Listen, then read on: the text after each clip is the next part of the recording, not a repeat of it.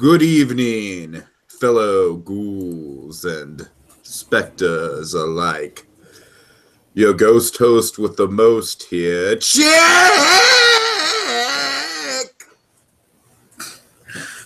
And BlueDragonFive! And SandyClaws. And like a Wile too. Here to engage in some haunted holiday hijinks by trudging through the catacombs and dusting off the cobwebs as we recount our spooky selection of Halloween classics. So light the jack-o'-lantern, suit up and grab the candy dish as we revive and recount tonight's selection. Abbott and Costello meet Frankenstein.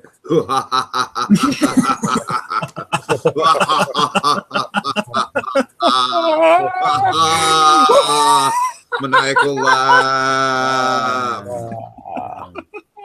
What? Yeah. Oh boy. Chick! Oh, Chick! Oh, Chick! All right. Oh, folks, we could just sit around here all day doing doing Costello impressions, but we won't bore you with that. We are here. It'd be appropriate for me considering I'm actually doing a bit on Costello in my upcoming scene study. Nice. So we're here to break down the beloved, the incomparable Abbott and Costello meet Frankenstein, folks. This is what we've been building up to all year. This is actually probably what we would have done last year had the late great Gene Wilder not passed. I wanted to say Gene Hackman for some reason. I was like, that's not right. Why would you want to That's not right. Don't kill Gene Hackman. I like Gene Hackman. All right, no, the great Gene Wilder sadly passed away last year, so we felt it was in his honor to do Young Frankenstein as the finale. But ironically enough, this kind of continues the Frankenstein tradition because we're talking about Abbott and Costello meet Frankenstein. Now, boy, oh boy, folks, this is a special movie for me for a variety of different reasons. I think we're all kind of coming at this from different points of views. I don't necessarily have a lot of childhood nostalgia for this one. When it comes to childhood nostalgia, I more have that for movies like the original Frankenstein and movies like Dracula and stuff like that I would watch it, like late night as like a really little kid with my parents, stay up at night watching horror movies. But Abbott and Costello was something I was introduced to in middle school in a drama class, actually. And so ironically, Jacob, of course, I feel like Abbott and Costello, it's like, they're just impeccable, right? They're just like, they're like a Mount Rushmore. I'm sorry, I feel like I use the term Mount Rushmore more than I should, but with Abbott and Costello, they are definitely on the Mount Rushmore of like comedic duos. They are, they are at the height of their game. They are absolutely, they crush it. They're right up there with the likes of Laurel and Hardy and, I wish I was more cultured to think of the examples other than Laurel and Hardy, but Martin and Lewis would be the other one you really lacking. Right there. And they're not a duo, but the Three Stooges. Well, yeah, the Three Stooges, fair enough. That's very much in the same vein, absolutely. But no, I mean, I definitely think Abbott and Costello, man. I mean, throughout their all their memorable routines, their stage work through their movies and all their crossover stuff with the monsters. This is just, it's such a seminal movie. I feel like this is a comedy masterpiece, and I also feel like this is a horror masterpiece. This is, what I love about this movie so much is that it absolutely, like, it blends the two worlds together so well. It blends the, just the wacky timing and gag-based humor of Abbott and Costello and the routines and the, and the bouncing off each other. It mixes that into the Universal monster world, and it does that so well. Mostly thanks to, I think, the impeccable Lon Chaney Jr., who just, I love how this movie is basically like everyone is kind of playing it as a B movie except for Lon Chaney Jr. And I think that gives the whole thing this weird, like, meta quality to it. I don't know. I could just gush about this movie. I love it to death. I discovered it in middle school. It was a staple of my high school years. Honestly, watching it tonight was the first time I've watched it since high school, so I was, excited to go back to it. And yeah, absolutely did not disappoint. It still holds up just as well as I remember it. Like I said, the comedy is on point. It's suspenseful. We get the return of all three of the monsters. Like I said, Lon Chaney Jr. in particular is just on fire with his performance. Not a bad thing to say about this movie, really. Love it. Love it.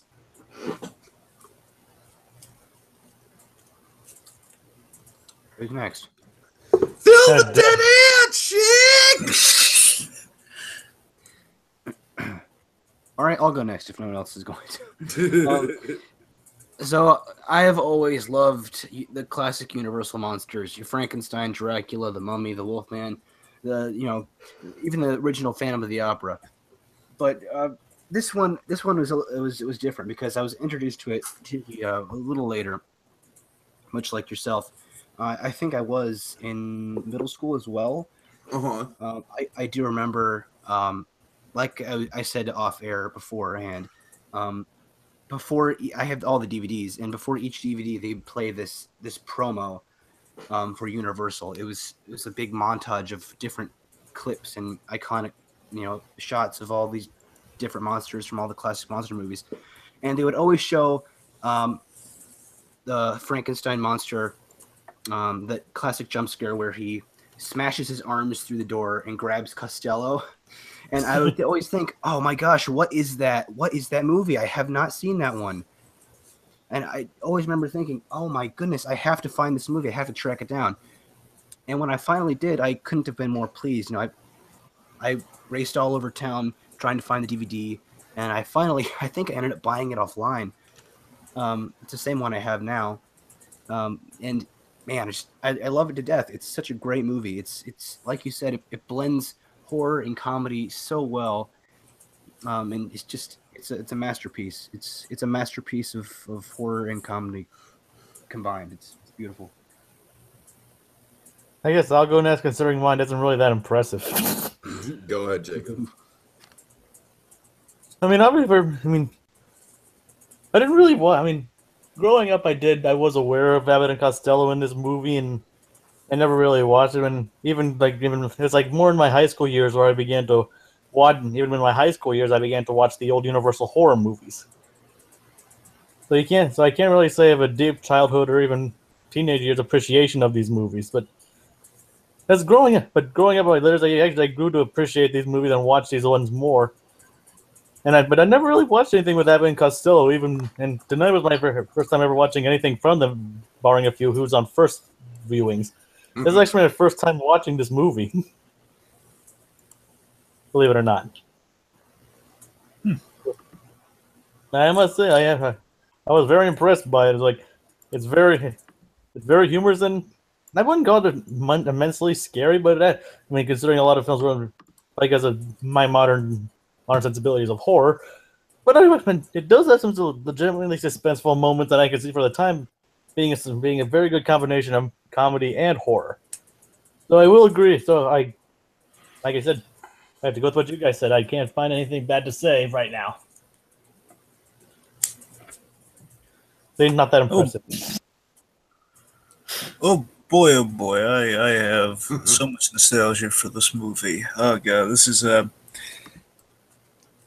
always been my go-to for the Universal monsters, honestly. This movie always has been. I remember my grandfather, now he kind of grandfathered quite literally my love of Abbott and Costello into me. I don't know if, honestly, this movie might have been my first foray into Abbott and Costello. I can't quite recall. I remember all the things that really got me into them once. I don't know what was the very first. I'm pretty sure it was this on Turner Classic Movies just kind of turned me on to it. And again, we watched it and it kind of became a tradition. I became so enamored by the humor of these guys. And the thing that really kind of led me down the rabbit hole with Abbott and Costello, period, was that I had also been a fan of Seinfeld, and Jerry Seinfeld is a huge Abbott and Costello fan. He infused a lot of those routines, a lot of that vaudevillian humor in Seinfeld, especially between the Jerry and George scenes. So that kind of jettisoned me down buying the DVD sets, having basically I have kind of these sets filled with again, they really packed again, there are no bonus features or anything, but except for one disc that is just entirely the feature is like a documentary, and you have a few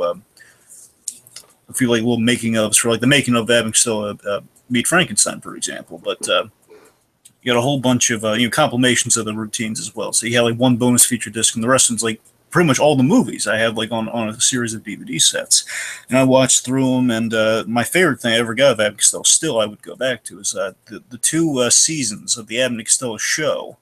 It was in I want to say it was from 1950. 51 and 52. I want to say those were the two seasons, and oh my god, those are some of my favorites. Basically, it's just purely the routines. Basically, they go.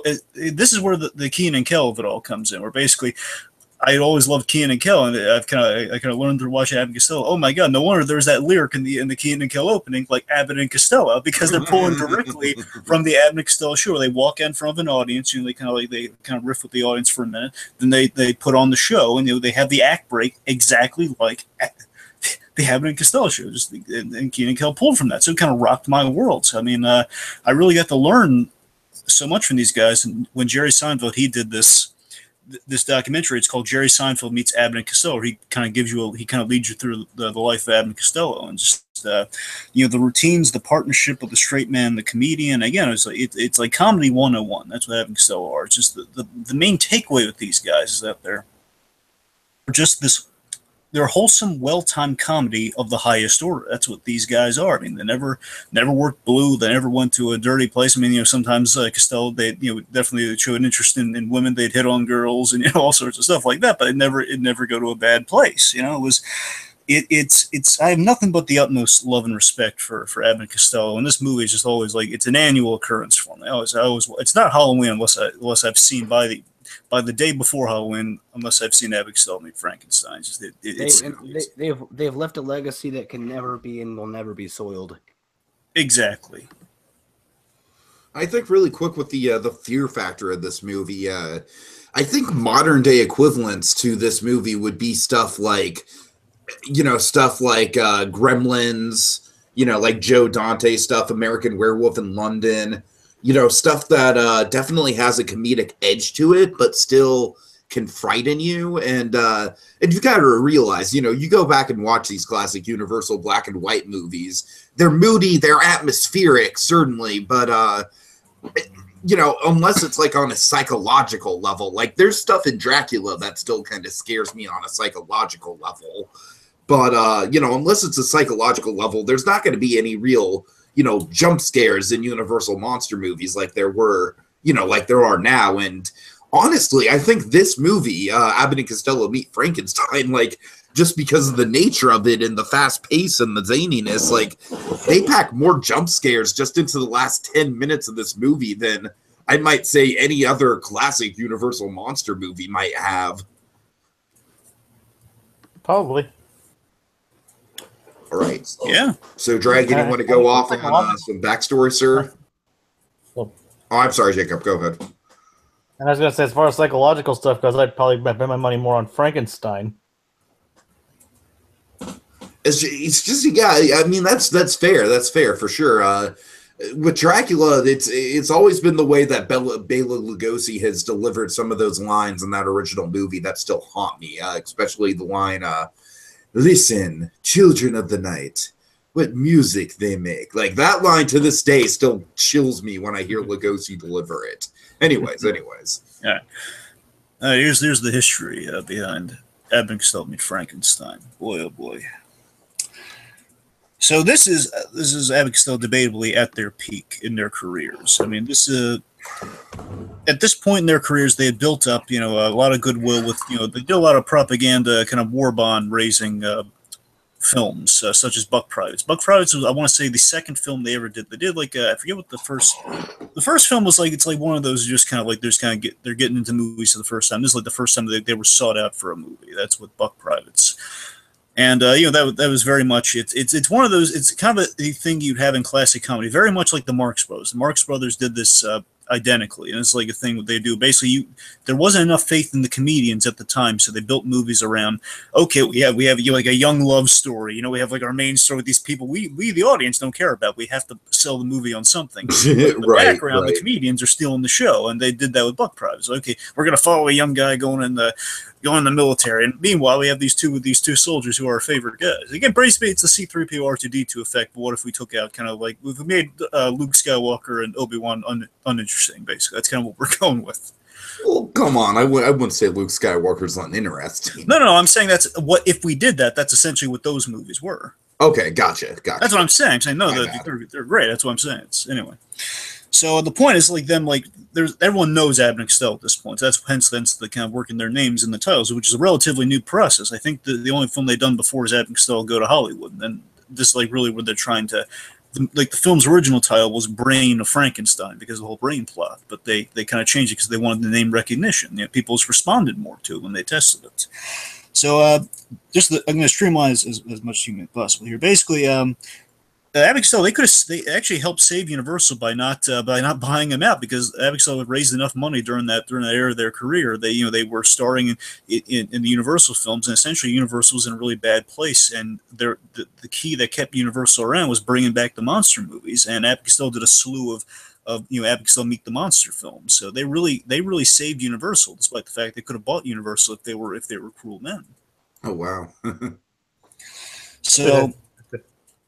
So after, and this film is after Abbott and Costello, they kind of they had a feud for a while, and they kind of patched things up after the loss of Luke Costello's son. Basically, they built the charity in his son's name, and it was a really nice thing. So this is like them; they're all good at this point. This is before Luke Costello is stricken with his rheumatic fever, and then he takes like another break. So they're all, again, this is pretty much them at their peak. And Bud and Lou, they were on the Universal lot one day in 1942, and they saw filming Frankenstein versus the Wolfman, which I want to say was the first horror movie crossover. I could be wrong there, but that's the one they saw. It was being filmed, Frankenstein versus the Wolfman, and that kind of gave them the idea of doing not a movie but a Broadway show with the monsters. They wanted to do, again, kind of a vaudevillian show featuring the monsters, and the only reason that basically they couldn't take that much time with it, because one, they're busy guys themselves, because they were doing the radio show, of course, doing Who's on First very regularly, and of course just their other commitments, and kind of like film worked really quick back in those days. And the fact that you couldn't really contract all the famous monster players to be on a Broadway show. So basically it was kind of tabled until 1948 when this movie was made, until they got the idea, okay, well, let's just do a movie where we meet the monsters.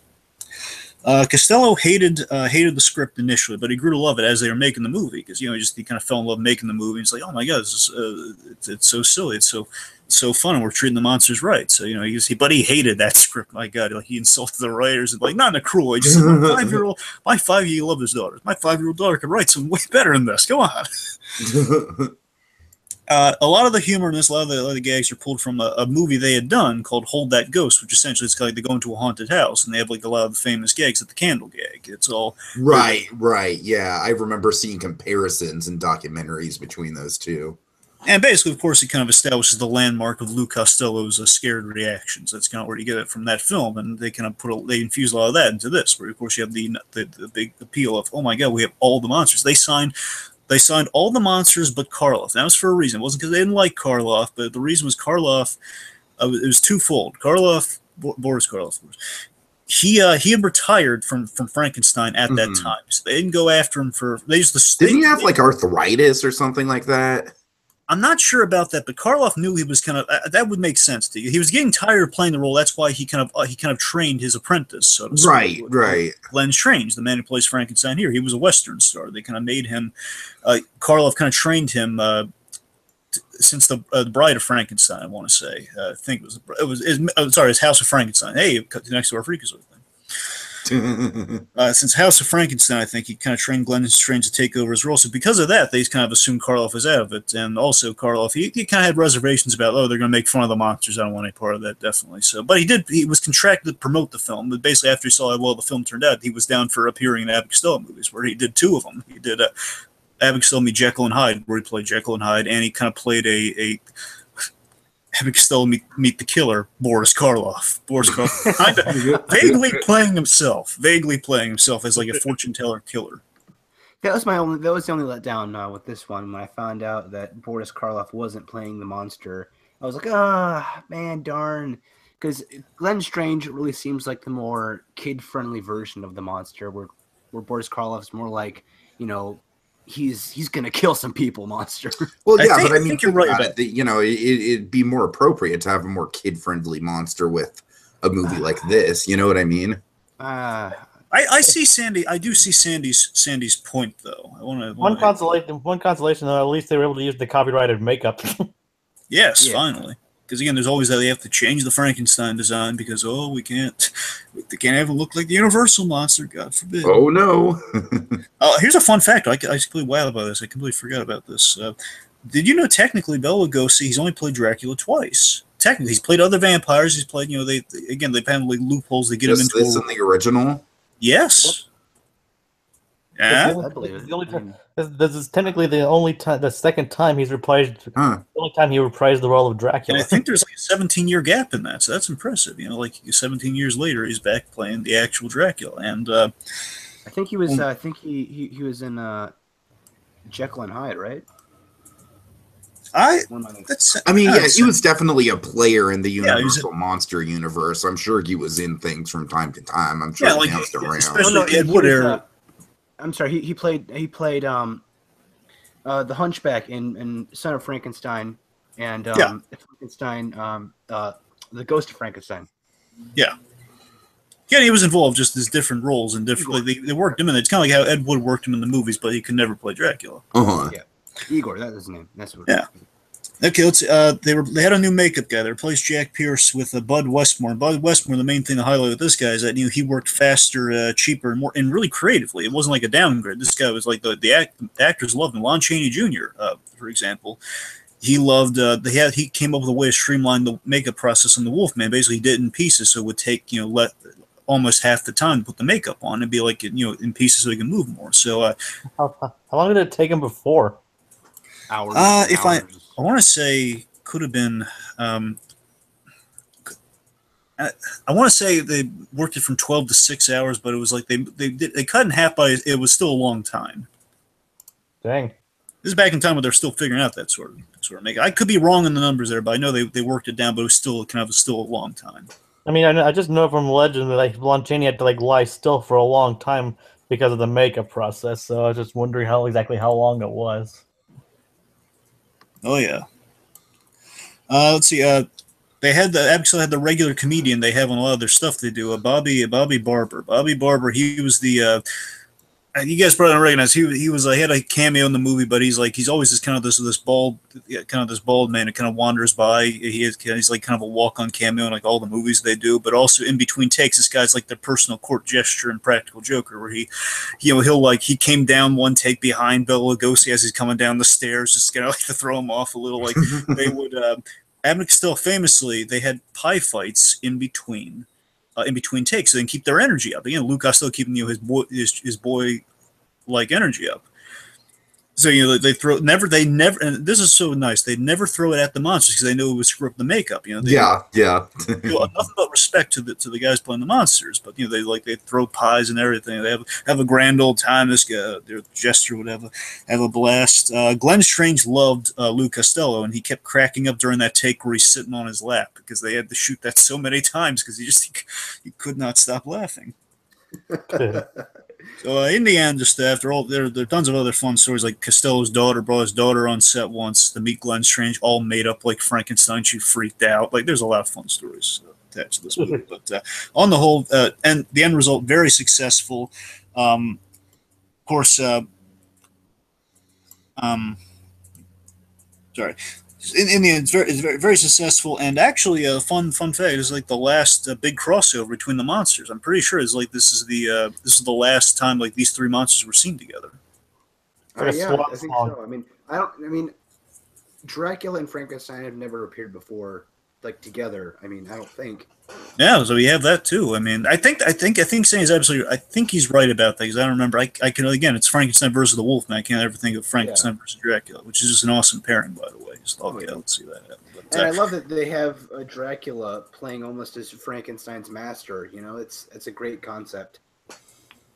Oh yeah. I know in retrospect, Lugosi probably loved that because he was always a little jealous of Karloff. Right. So. I'm sure on some level he really took pleasure.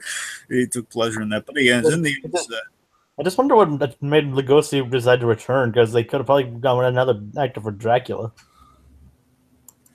That's fair. Honestly, it's fascinating. I think how the studio got him back to play Dracula. I think that's really great.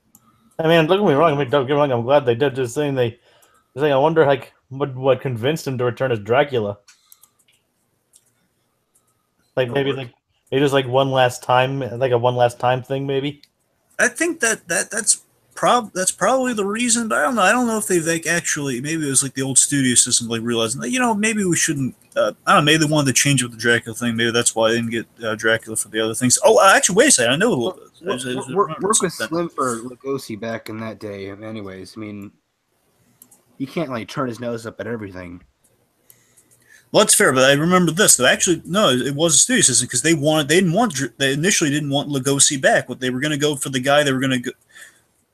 It was Lugosi versus another guy when they were making Dracula, and eventually they went with Lugosi, and they wanted to do the same thing here. The studio didn't want Lugosi, but at first, but then again, they I guess the makers of the movie, they went after Lugosi personally. So yeah, even then they still didn't. The studios, I guess, mistreated Lugosi back in the day. Oh yeah, big time.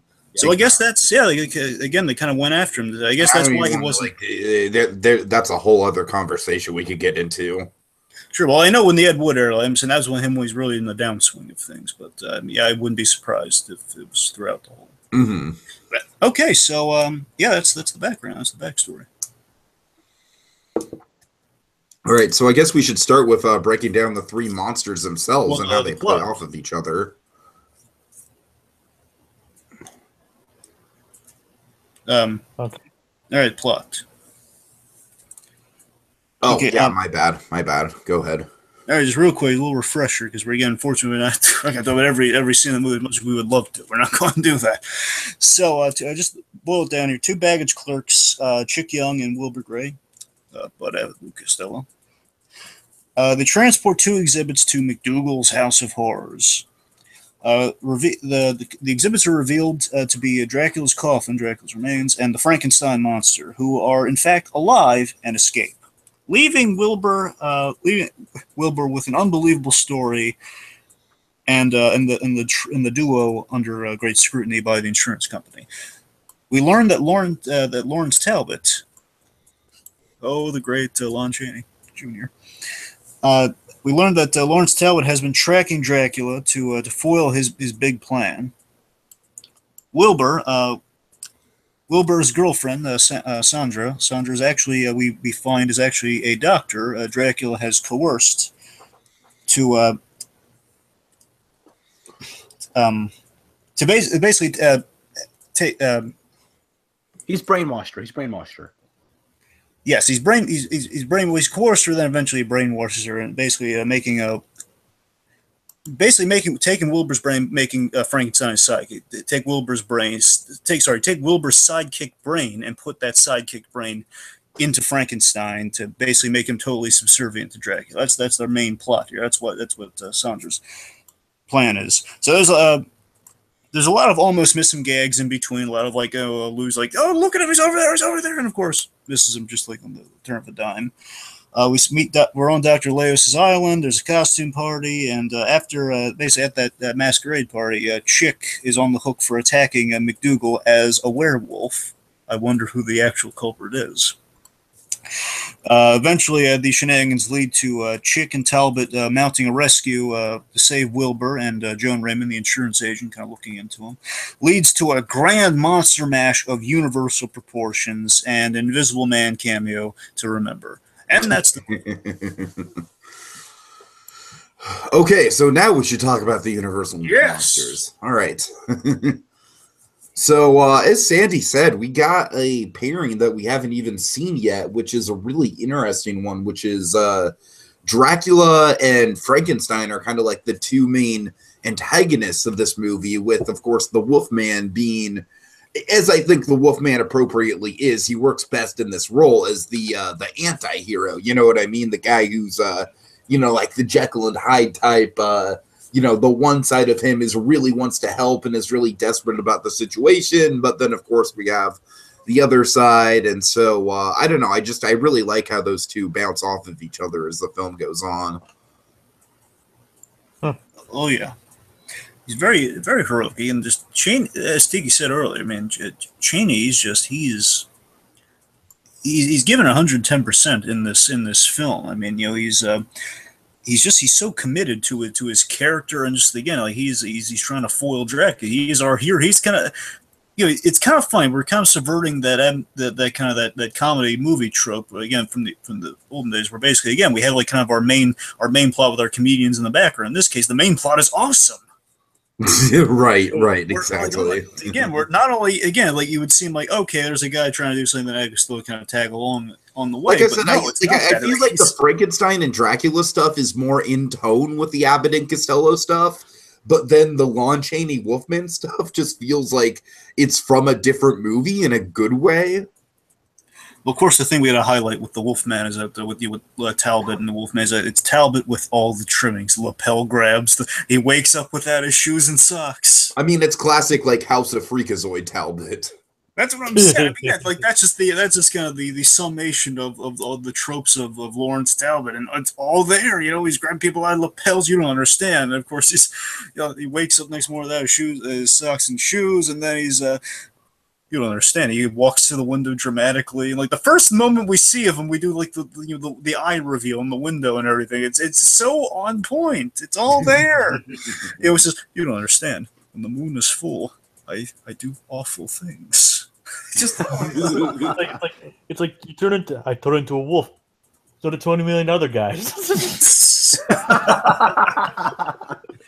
funny? When you really think about it, again, it's like the Wolfman is. I know there's a lot. Obviously, some Jekyll and Hyde as well, but I'm saying with the Wolfman, the kind of Chaney's take on it, it's like you got a lot of kind of early Incredible Hulk in a way. Yeah, I can see that. Yeah. It's interesting. The Wolfman, of course, he transforms 3 times, which is very appropriate. I feel like the first time is kind of like the version we get in House of Freakazoid, the dissolves. Yeah, and of course, yes. He's he's in the chair, and we do kind of the great fade. And then the second time, I feel like is the most impressive. Well, wait, I'm trying to count here. So 1, 2. No, he transforms more than 3 times. Where we have the opening in the hotel room in London. Oh, yeah, okay. I forget about the opening, right. Because the opening kind of, that's like before the Lon Chaney thing feels like it's in a different movie because you've got Costello being like Yeah, honestly, that if you took that that'd be a great advertisement for the Wolfman movie, or like a sequel in the Wolfman series, of just like coming soon in theaters. And basically, it's like you didn't call me all the way from London. Your dog talked to me. It's just like we inserted Costello on the other side of the call to add some laughs in the trailer, almost. It's like, not to mention the transformation in the jungle. Yeah.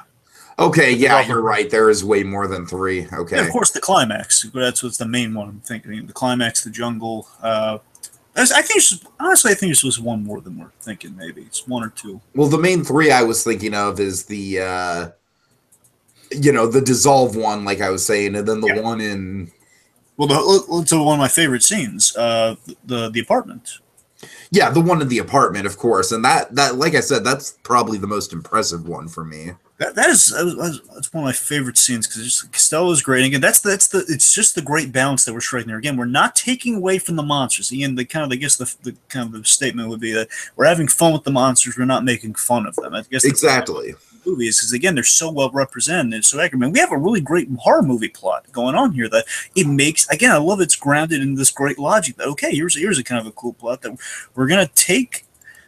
It's like such a natural way of working Abbott and Costello that we're going to take Costello's brain, the ultimate kind of man-child, ultimate sidekick.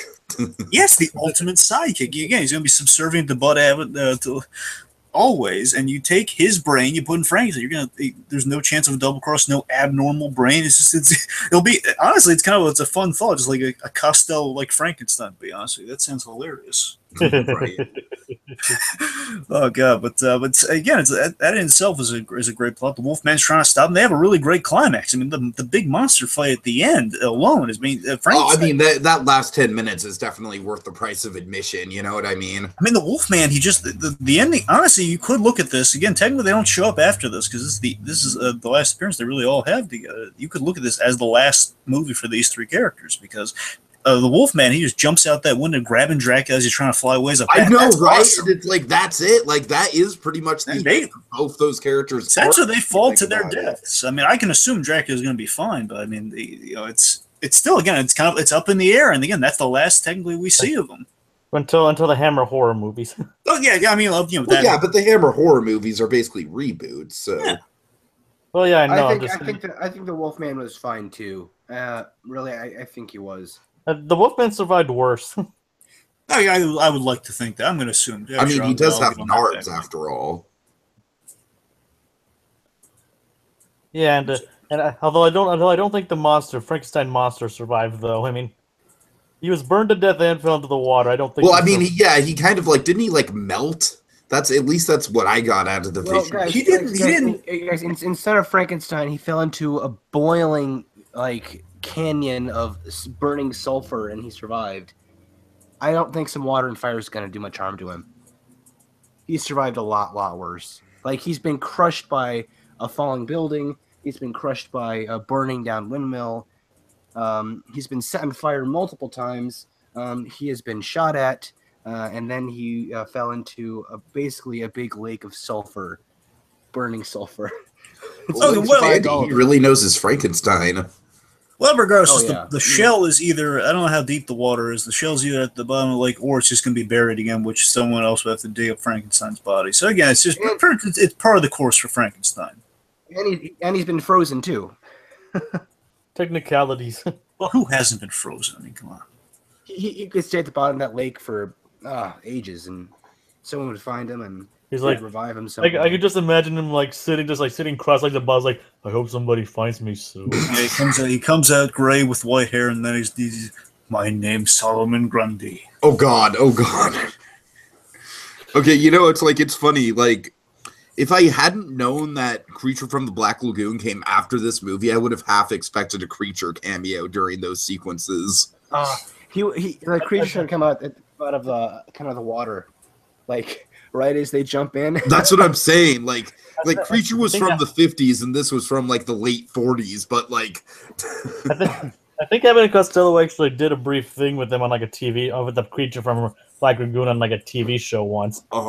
I'm just saying, like, the atmosphere feels like the Black Lagoon in the third act in some respects. It does. It totally could be too. I mean, obviously it's not the Amazon, but it could double. To piggyback on something Sandy said earlier with the whole, the really cool hand bit, where he just, kind of thrusts the hand through the door and kind of almost has Costello by the ear. I love the comedic timing of that, too. It's like, well, looks like we got him, chick! I love it's just as they're about to take a breather. I love how Frankenstein's portrayed as, even in his weakest. I mean, this is the weakest Frankenstein. I don't mean that bad way. I mean he's just like a drained battery. He's Frankenstein, even at his weakest, is still an unstoppable force, and that's impressive. What's funny though is that during that scene, he wasn't actually meant to punch Costello. It's like Costello was like in the wrong place, and yeah, the whole punching thing was an accident. Yeah. Yeah, so honestly, that's why I think he walks into the fire. Just things like ordinarily Frankenstein would be afraid of the fire, but the depleted power is just like he's just walking again. He's just kind of brain dead at that point. I mean, they do kind of like that's one of the things again, this movie does have a really good kind of connection to the monster lore, because you're right, Dragon. This is a Frankenstein who's been brought back to life multiple times, and we see kind of like the scientific ramifications of something like that. Like what that would actually do to a body. Yeah, because I mean, he runs on electricity, and at a certain point, it's just going to be, he's got to be charged constantly, or that brain's going to be so fried every time you electrify him. You got to get a new one. Mm-hmm. Oh yeah. So, but again, I think we've established. So I think we've established again the monster. Sorry.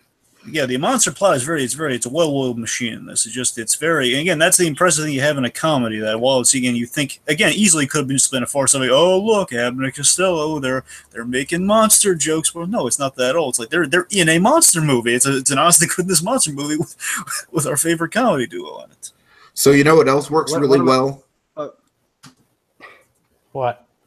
I really love the arc of Bud Abbott turning into, going from skeptic to believer. Oh yeah, you're right.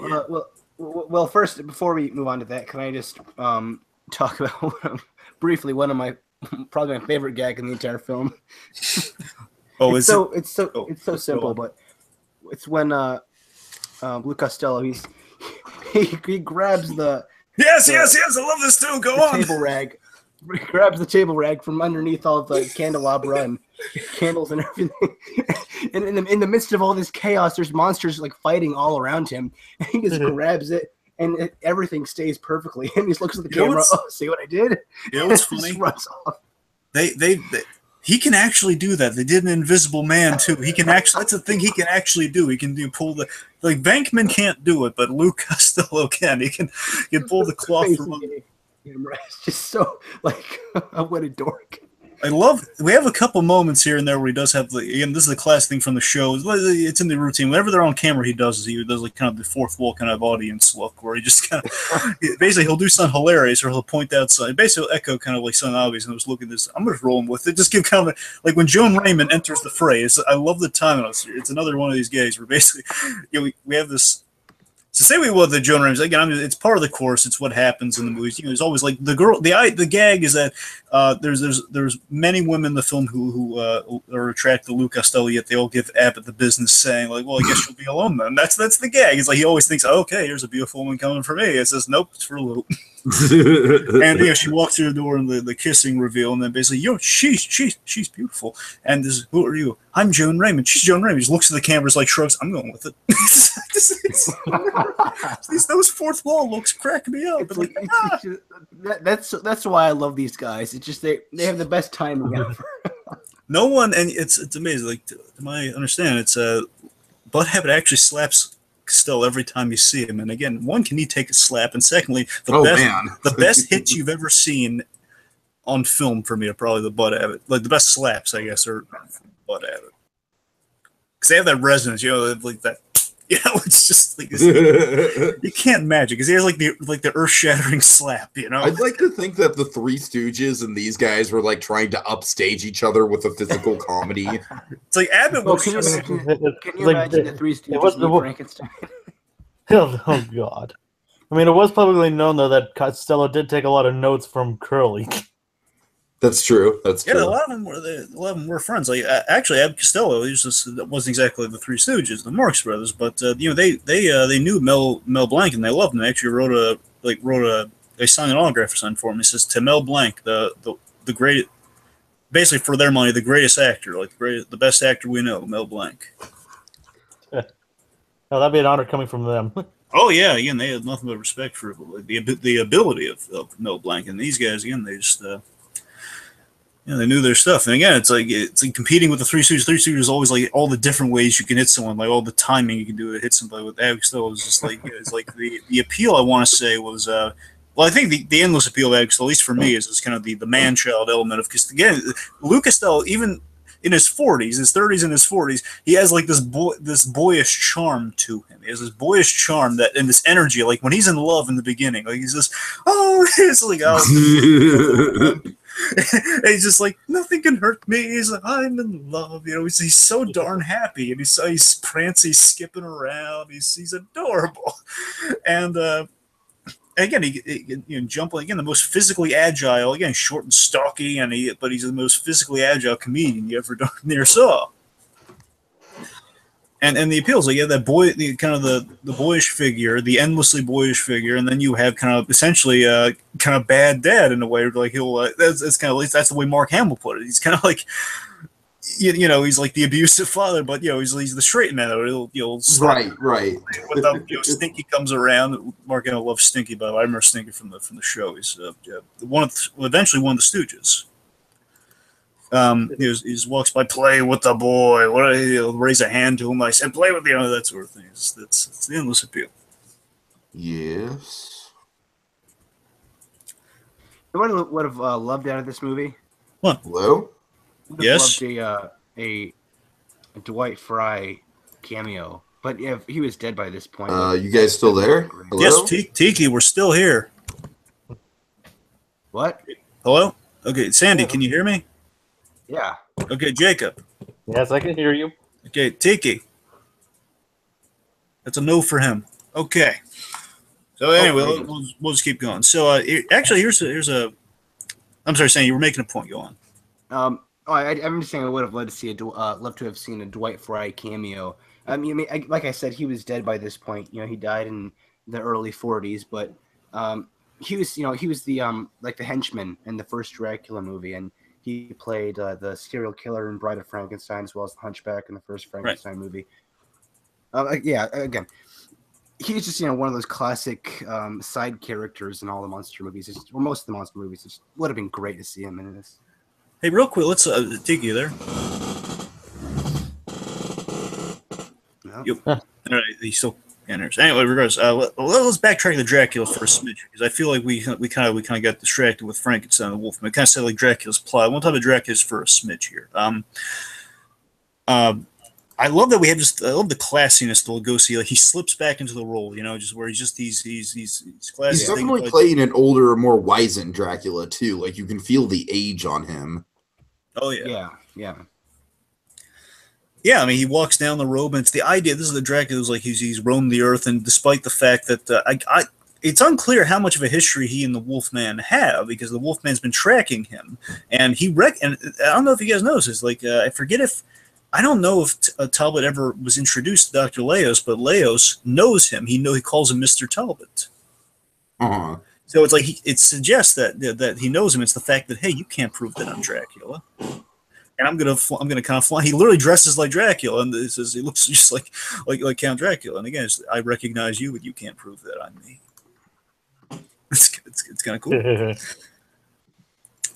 Yeah, and kind of again the plot again is with Dracula is that it makes all the sense in the world for him because Dracula's usual modus operandi is having just kind of essentially drinking as he pleases from his victims. He is also searching for the ultimate servant in Frankenstein. Of course, when he pulls the fireball eye thing, he goes kind of the hypnotic trance. He kind of makes people like Sandra or like Sandra later on, Joan Raymond for a spell. What's great about that is that it's like it's Bela Lugosi kind of like getting into like the classic sort of like evil hypnotist thing. You know what I mean? Like, look into my eyes. You are getting sleepy, very sleepy. You got to remember. Deeper. It's interesting. You got to remember, if Dracula succeeds, here's what's going to make him all powerful: is that not only will he rule the night, but he'll have Frankenstein to do his bidding in the day. That's what happens if he gets like the ultimate yes man. He's going to follow his every command. Like, he'll handle stuff in the day, and Dracula will come out at night. It'll be perfect for him. Well, what would happen if Costello if he did get Costello's brain? Though, would it actually be an effective monster? No. But tell me that's not a movie you love. Abbott and Costello literally has Abbott and Costello as Dracula and Frankenstein. Tell me that's not a movie you want to see. Oh, I love that. One of my favorite Dracula moments in the entire film is when we first see him and Costello he's reading the ancient. No, he's not. It's not the ancient letter. It's placard. They're reading the placard about the legend of Dracula. And Dracula opens up the coffin. He's got the cape covering his mouth, and you just see him like look at him like, what the heck is this guy doing? What's great there, and there's like the closest we get to the kind of that Abbott and Costello kind of dynamic with the monsters. Again, it's like you're having fun with them. They're not mocking them, but it's like this bit where Frankenstein, he's in a hypnotic trance to kind of keep him quiet for a minute.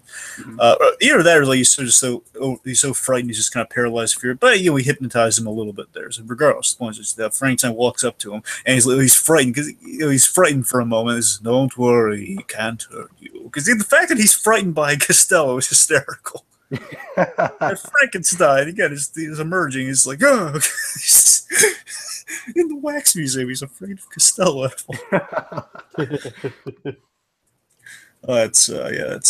That's funny. And also, we hit all the we hit all the kind of Wolfman kind of tropes. We also hit all the Dracula ones too. Again, with all of his powers and stuff, as well as the transformation. We do the animated transformation where we go from the I'm glad you're hitting on that because that's definitely one of my favorite elements of Dracula's it fits so well with the vibe of the movie. It gives it kind of a cartoon, like a Halloween atmosphere to it. Dracula's cape still, again, in that transformation when the cape comes down and it goes to live action, it's amazing. Again, that cape is flawless in that scene.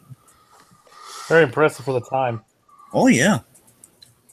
So let me speak to the routines here. So here's the stuff we pull from kind of their other routines, especially from, I want to say they're all from Hold That Ghost, but at least a number of them are from Hold That Ghost. So the main ones, the highlights, the moving candle. It's from Hold That Ghost. Of course, It's just basically it's a ghost instead of like I Dracula. will say that might also be the most famous routine in this movie as well. I would agree with that. So yes. And of course, it builds to like this great. Again, this would be a great trailer moment I can imagine. But I just love this. This is such a great moment. It has like the build. I mean, we have the Frank Skinner has a really good score for this film. You know, kind of the recurring theme that just kind of goes throughout. Dun, dun. It's like all build. That's what the theme is, and it's cool. Right. Where like, we have that music is like in on the gag. Yeah, and again, like the score just builds to Costello's realization or his horrified reaction, where basically the coffin comes down and he realizes, okay, it's not. I'm not crazy. The thing just that's what's moving the candle, and then we have this great cinematic. It's almost like a Spielbergian shot, almost, where we just like basically the camera's like it edges up, and we have just Costello like. Oh God, that's amazing! And he like does the whistle thing. Oh shit! And then one shot, then this face goes down. It's to a horrified look at the coffin. You know what the great thing about that moment is, like you said, Dragon, is that it blends the atmosphere, the genuine suspense, the comedy, and the cinematography. You got to remember how iconic these are. Like again, we don't have the scares, like the comedy scares we have today without. This that's movie. What I'm saying. That's exactly what I'm saying. I'm going to point you to the. We don't have example. stuff like Courage without this. Let me point to you the perfect example to you that actually pulls from this movie. I mean, it has to. I mean, I'll be dumbfounded if it doesn't. But The Nice Guys, Ryan Gosling, he pulls a Lou Costello in that movie. That was my favorite moment. Totally see that just in their dynamic for sure. No. Yes, there's that. But I mean, literally in one scene, he pulls from this scene. Where it's he finds the dead body and with the cigarette in his mouth, he's going for heel. He's just like he's doing Lou Costello in that scene. It's my favorite. Right. It's just again, it shows you the impact of this thing. We also have like the double dating gag. Where basically a lot of the double dating humor. Where basically he says, "What about the last time we went on a date? Remember your date? Yeah, your date had teeth. You see, your date had teeth too. You see that tooth had the pay. They had to pay a toll every time. She had so much bridge work. Had to pay a toll every time I tried to kiss her. Like all that stuff. That's from one of my favorite gags involving that was like when Abbott was like saying like, imagine you had a third girl, Mary. Let's call her Mary. And he's like, I'll take one of your girls, right? Oh, you're a pal, Abbott. Like, you can have Mary. Basically pairing him up with the non-existent girl. Yep. Another famous one from Hold That Ghost. I'm with you. Yeah, I really love that gag, by the way. Still, the third girl joke. That's funny. The Mask misidentification. That is from that. Or basically, I've seen two versions of it. One, you have it where it's a bear. In the movie, it was in Hold That Ghost, it was a bear. And then in the show, and still the TV show, they basically did all the haunted house stuff in an episode where they did a giant man in a gorilla suit. Mm-hmm. And here they do it with the Wolfman, where basically we set up that Abbott has a mask that would be the Wolfman. He's dressed exactly like Talbot, and he's like Costello's kicking him, not knowing that thinking that it's Abbott, not know it's the actual Wolfman. It's all from that. Again, like I love they repackage the routines into this movie, and again, it's gonna feel natural, and a little bit more cinematic. I always find myself, sometimes I think the show does it better than the movie. Because again, the show's just all the stuff you don't have to wait for it. In this case, it's nice when it's just kind of you're interested by the movie, and then it kind of gets to the joke, and it's like like Buck Prives, I have to wait around for the jokes essentially. And this is like it's all jokes and compelling plot. Well, yeah, exactly. With this movie, I think it's the jokes blend very well into the plot, and vice versa. You get just that very even mix where the whole time, when you're in the midst of the monster stuff, it still maintains a level of charm to it. When you're in the midst of the Abbott and Costello humor bits, it still maintains a level of suspense. It's just like this great balancing act. Yeah, I mean, again, let's look at the. Yeah, go on, Sandy. I was just going to go back to what we were talking about earlier with the classic Abbott and Costello. What makes them, them?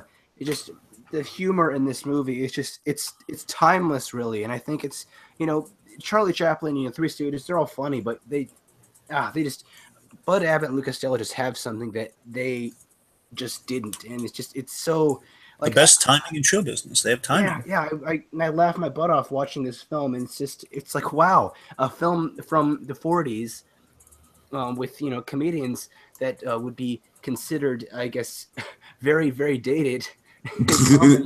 That would be very, very dated by today's standards, and I can still laugh and genuinely laugh at it. It's amazing. Yeah, it's almost like sometimes when you watch old movies, it's almost like it's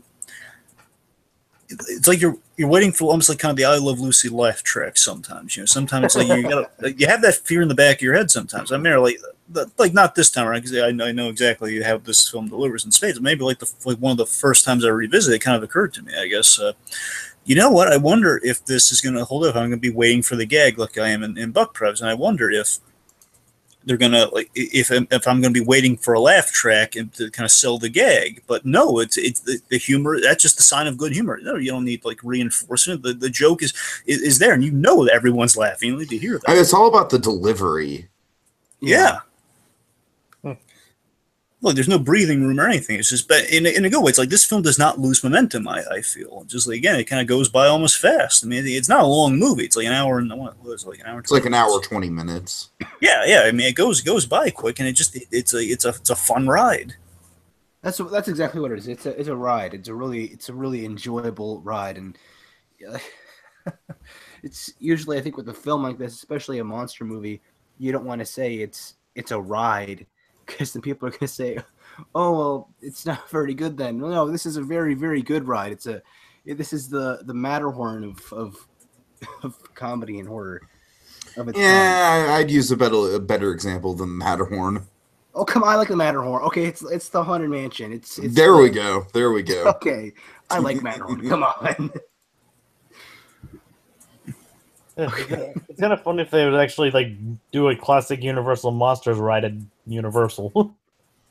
That would be good. Well, I mean, especially because Universal is so into Halloween Horror Nights. I'd always love it if they did a Halloween Horror Nights that was all themed to the classic Universal monsters. I doubt that would ever happen, because Halloween Horror Nights is basically a giant promotional tool for current movies, but I'd love it if it did.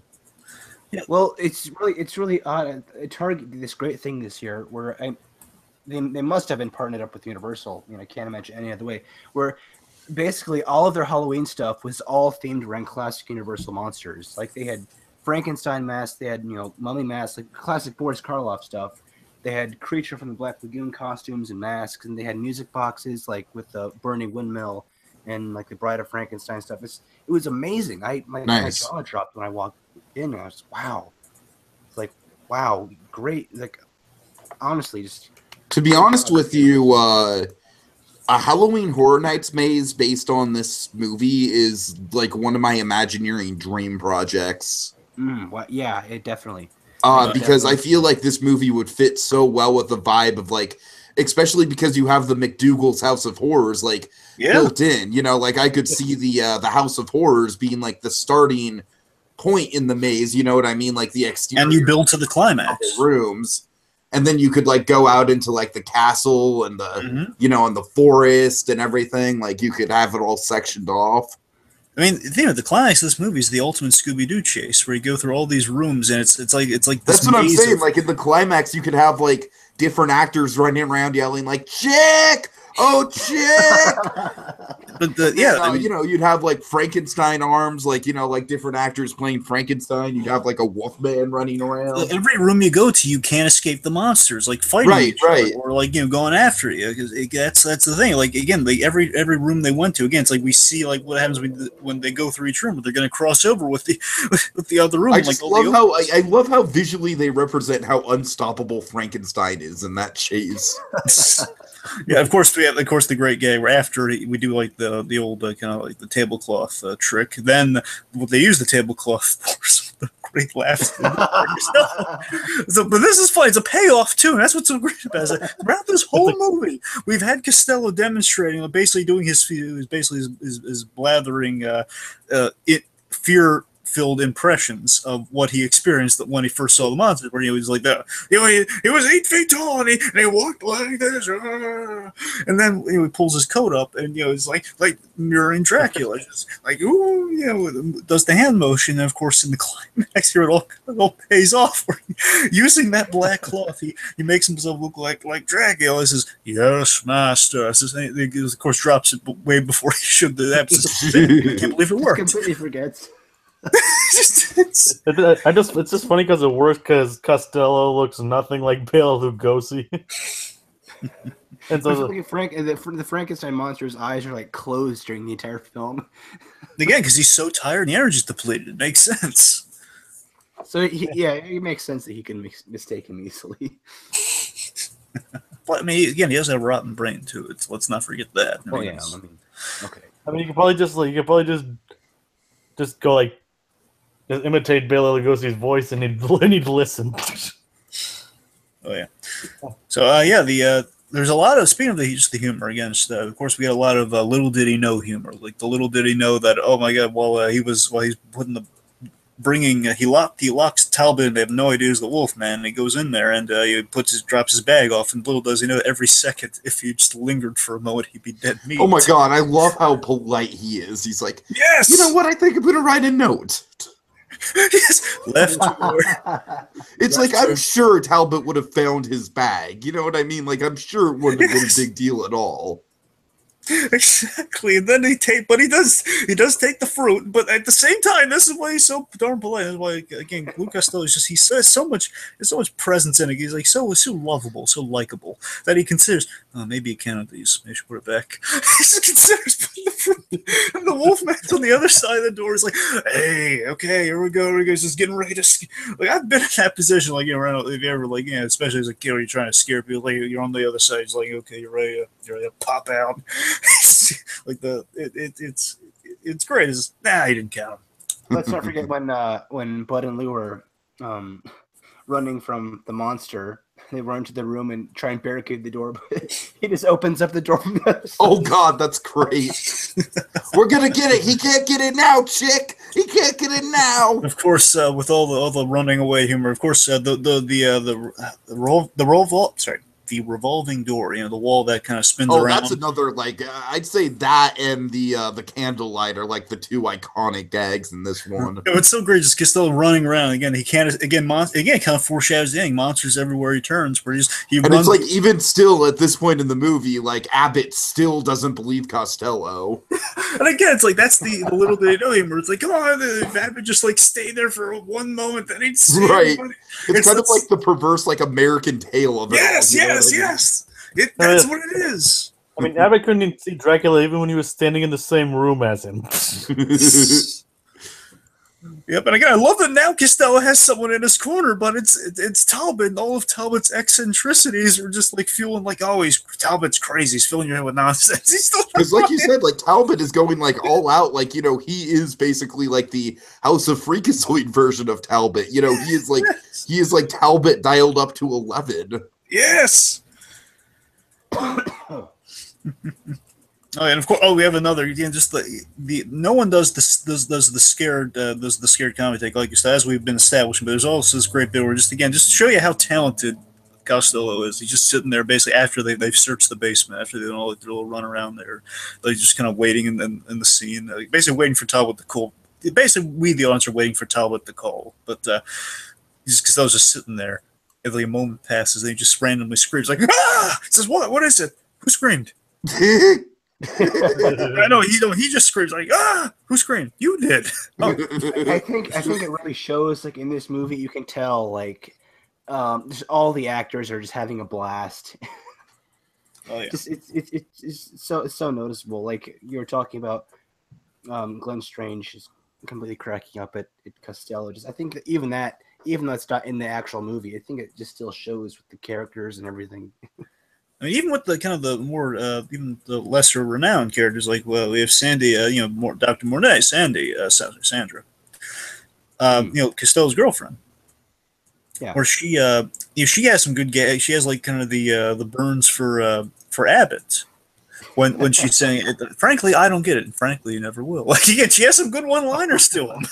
And of course, I do like how that plot all kind of pays off with you never will, because I'm a part of like a weird like cult plot that that will never be revealed to you, and that will result in me getting thrown out a window to my death. It's the only death in the movie. Wow. Well, only it's the death only- in the movie, the and it's a only- woman really- getting the thrown only out a human- window. Gosh. Well, yeah, the only human death, not counting like the guys who most likely will come back from their death. Oh yeah. And again, I love we scaled down kind of the that Buck Private's kind of love story we don't care about. Basically, with the end, like the only thing that couple gets to do again, like the love, they were such a makeshift couple, like they're not really a couple at all. It's like I almost feel like the fact that it almost kind of reminds me of like a Monty Python thing or something like that, where it's like, like the couple is like technically a part of the story, but it's like they're so insignificant that I feel like the film's making fun of that. Yeah, Stevens and Joan Rand, because she gets basically, hey, I'm on the trail, and then she gets knocked out in the movie, and then then Stevens, like, they keep making a point of like, oh yeah, Stevens, he knows nothing, he doesn't know anything, and then by the end it's like, okay, now Stevens is the action hero, and he's gonna I'm gonna pour the kerosene. Exactly. That's all he does. He just pours the kerosene. That's the only reason that guy's in the movie, to pour the kerosene.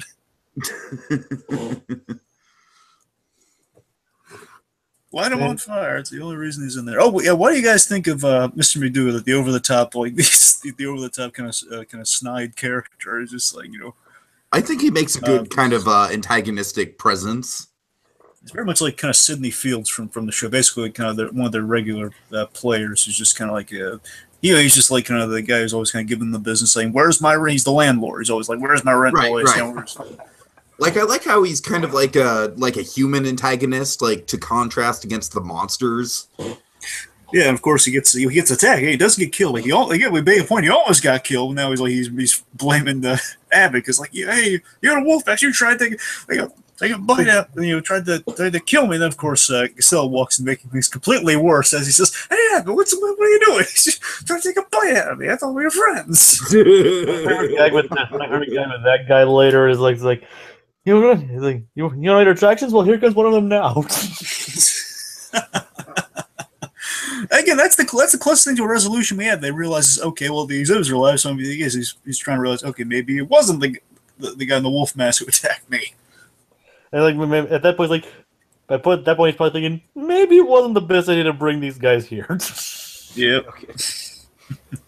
It's like, I bring Dracula and Frankenstein to the same place? What could possibly go wrong? Oh, yeah. Well, we should probably wrap up pretty soon here. We're going on for an hour. Right, so we should definitely talk about the Invisible Man. Oh, yes. Yeah. Well, I mean, there's not a lot to talk about, but it is a very, very memorable cameo. Allow me to introduce myself. I'm the Invisible Man. There's that Vincent Price kind of stand on it there. Allow me to introduce myself. I'm the Invisible Man. It's like he's just sitting in the boat the entire time while that's going on. He just waits for them to get out in the water. I forget if we brought this up or not during the Goosebumps podcast, but do you think the fact that the Invisible Boy is like the last remaining monster in Goosebumps is like kind of a tie to this? Tiki, it's such an iconic film. I wouldn't put it past them. I don't see why. I think it's why a bit of a not? stretch, really. Honestly, I mean, I tried that more to coincidence. Yeah, I can't recall any other like. All right, I'm just curious. References. I don't think it's off the table, but you're right. It could be purely a coincidence. It's all possible. All right. I mean, it very well could be. It just seems like too. It seems too much of a stretch if you think about it. Yeah, it's a bit obscure. Real quick, it's really a suggestion. Real quick, I want to highlight we have some really great set pieces here. Just the production design, again, it captures the universal horror feel so well. And one, the black and white is beautiful. It's well done, black and white. It's always kind of fun looking at. You always get different varying qualities of black and white. And this and Young Frankenstein just have it down. Mm-hmm. Yeah, I'd love to see this in widescreen. That'd be great. I feel like this is the kind of black and white that Young Frankenstein was trying to emulate with the shadows and the moon and everything. I think you're right. I mean, I like that we keep the cast and the locations to a minimum. You know, we have like not counting the monsters, we have 6 characters. We have rough 3, 4. Yeah, we have 6 characters, and you know, with our locations, we have 5 locations. Bear in mind, we reuse the castle quite a great deal because we get that awesome climax. You can kind of the like all the different intersecting kind of like the monster battle. It's Dracula's castle. Like that's got to be the main set piece because Dracula's castle also doubles as the lab and everything else. So and we get a lot of use out of that island because we have like kind of the dock. Yeah. You know, we have the dock. We have kind of the wooded area. Well, that's more on the Masquerade Island. But again, they're in Florida. They are technically in Florida in this movie. That's funny to think about. Yeah, because they're at this railway baggage place. You know, Frankenstein goes to Florida. What a weird title. It's kind of funny that What's wrong with me? My name is Florida. Oh. That's the name of the state. All right, I'm done. It's kind of weird that Sandra would have a castle off the coast of Florida. Yeah, and also, of course, the House of Horrors, of course, the classic wax museum full of other kind of... Oh, yeah. Go on. Jacob, I think that is... I always wondered about that, too. Like, why is there just this random castle out in the middle of nowhere, like, unoccupied? And no one questions why there's lights. I mean, I gotta say that is like very much a monster movie trope of the era, is like the unoccupied castle in the middle of nowhere that nobody questions. I think the simple answer is real estate. Right. Because it's free real estate. All right, guys. I think we should probably be wrapping up with this. I mean, we could go on forever. Yeah, we really and referencing different gags, but. But on the whole, let's just make sure we hit. Is there anything else really profound we want to say about about this movie? Not outside of final thoughts. Okay. Anything? Okay. I guess. Guys, anything else? No. Nope. I mean, again, we're in unison on this. It's a really good movie, folks. I think it's a masterpiece of the genre. I really think it was a big stepping stone in a lot of different areas. I think it was an excellent crossover. You know what I mean? Like people, it's weird to think about it, but like something like this is kind of like the equivalent of the MCU now. You know, where we have all these different characters kind of cross. I mean, I know that happened before with monster movies, but this is like the most famous example of that happening with the classic Universal monsters. And, you know, like between Lugosi and Lon Chaney, you know, it's great to see them all on screen. I think this movie is going to just live on forever. I mean, there's a reason why the Library of Congress preserved it. Yes, yeah, absolutely. And technically, you don't really need to. I mean, don't wrong. It helps to see at the very least the original movies for these guys. But I think there's enough in there. You can just kind of watch this cold, and you kind of get a lot of enjoyment out of it. I think so too. I like that. At the very least, it doesn't rely on the continuity of like seeing every film in the series for these. Yeah. You just just get general, even in the conscience, if you know who these guys are, you just kind of fire into it. The one thing I want to get in there is real quick. One thing I want to get in there, if you don't mind. Well, you're kind of literally like clipping me off at my final thoughts. Well, it was before final thoughts. I wanted to get in there, but okay. Dude, I'm literally in the middle of my final thoughts. Right, continue. Go. I'm sorry. It's Go just like. We get it. Just continue with your final thoughts. All right. So yeah. Well, now I'm all flustered. I'm in a fluster. I don't know. I mean, what can you say? You know, it's a masterpiece. I think it really it laid the groundwork in a lot of ways for horror comedy, for franchise crossovers, just for comedic timing in general, and it's just a fantastic, like, great example of the Universal monsters. And yeah, thanks, Dragon. I was trying to get the thoughts out before we hit. We weren't supposed to get the final thoughts yet. I literally asked if we were going to go into final thoughts, and you said, "Okay, final thoughts." I said that. Really down. People can go to the video and see who's right on this. They're going to find this going to be me. But okay, let's just. All right. I guess I'll go next. Sure. And Dragon, do you want to say what you were going to say before I start here? No, I'll lump it into my final thoughts now because we're there already. Just go on. All right. Well, this, like Tiki said, I think that he basically just summed it up really well. This movie is just it's this big grand spectacle masterpiece. It's wonderful on level. It's just the humor is perfect, the timing is perfect, the selection of monsters and the characters are all really great. I love that they got Bela Lugosi and Lon Chaney Jr. back for these roles, and of course Glenn Strange. While he's not Boris Karloff, he still makes a one heck of a Frankenstein, and just I'm gonna just repeat myself here. This whole movie is just it's perfect, and like Tiki said, it's gonna live on for a very long time, and it's not gonna be forgotten. Yeah, I guess I'll say mine's like I said, I don't have much to go on about other than what I've already said during the show and the beginning of this. But like I said, I can see why people would consider this it's a cultural icon. Like it's like a combination of basically 5 cultural icons all put together for one massive romp, and it definitely lives up to all the names and the hype. I'm very glad I watched this. Yeah, for me, it's probably the best of the Abbott and Costello films. And honestly, my instinct would be to say it's the best. Weighing against a lot of the other ones, I'd say it's again they kind of boil down some of the trappings of the Abbott and Costello films and make it kind of its own thing. It's definitely it's a favorite, if not the best. I mean, not only is it endlessly funny, innocent entertainment, but it also works as I think at the same time it kind of works as a send off for the Universal monsters. Not only is it a tribute, but also again it's a good ending too if you just wanted to kind of end it there with them, which essentially it kind of is. I mean, this is the way you do kind of a crossover instead of just the way we're kind of mounting that these days. We can always kind of go back to this and just see this is the way you do it. This is the way you cross them all over. This is the way you kind of just have a good story. It's not about connecting a million different Easter eggs together. Exactly. It's about a good story. Yeah, and if you don't, I guess you guys want to mind if I kind of hit on the tropes here, or you want me to want to do it after the final thoughts?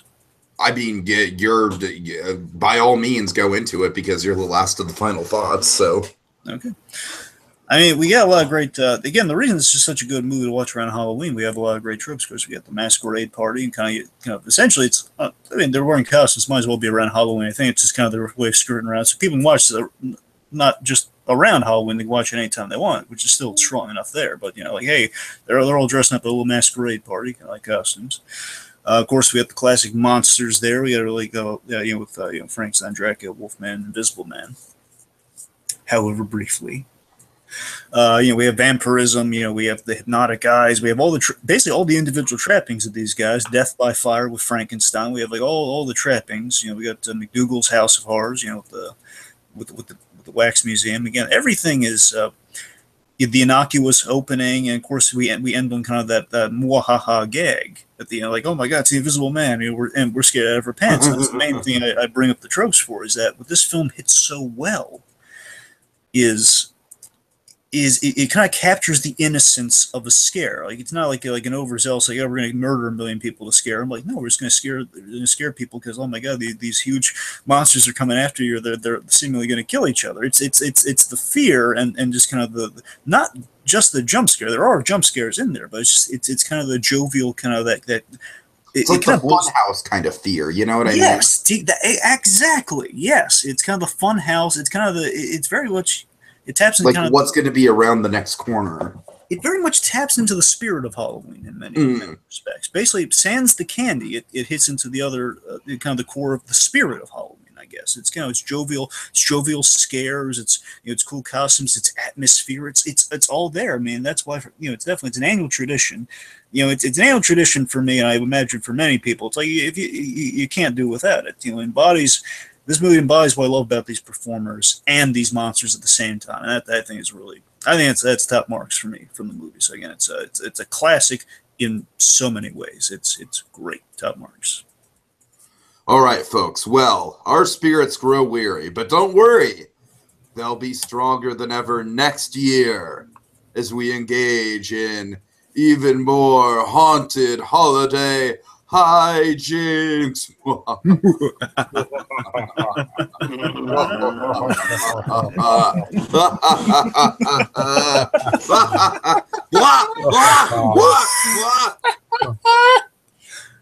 Cheers!